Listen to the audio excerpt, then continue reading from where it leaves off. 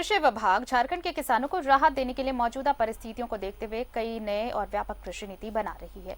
इसके अनुसार अगली फसल के लिए मुफ्त बीज देने की योजना पर विचार चल रहा है, जिस पर 1700 करोड़ रुपए खर्च होंगे। राज्य के कृषि मंत्री बादल पत्रलेख मौजूदा परिस्थितियों को देखते हुए किसानों को राहत पहुंचाने के कई उपायों पर विचार कर रहे हैं। इस काम के लिए उन्होंने केंद्रीय कृषि मंत्री को पत्र लिखकर 3900 करोड़ रुपए के राहत पैकेज की मांग की है।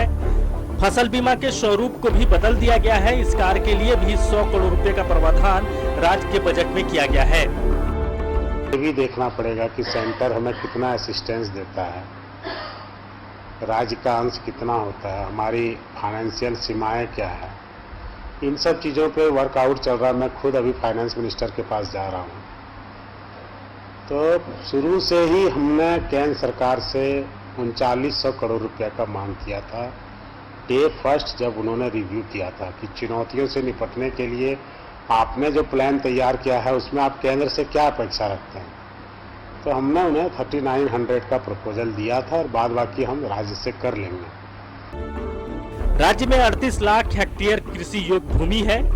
इस 38 लाख कृषि योग्य संचित भूमि में अगली फसल ठीक से लग जाए, इसके लिए सरकार विचार कर रही है। इसके लिए सरकार किसानों को मुफ्त बीज उपलब्ध कराने पर भी विचार कर रही है। अगर यह प्रपोजल मंजूर हो गया तो इस कार्य में सरकार के खजाने पर 1700 करोड़ रुपए का बोझ पड़ेगा।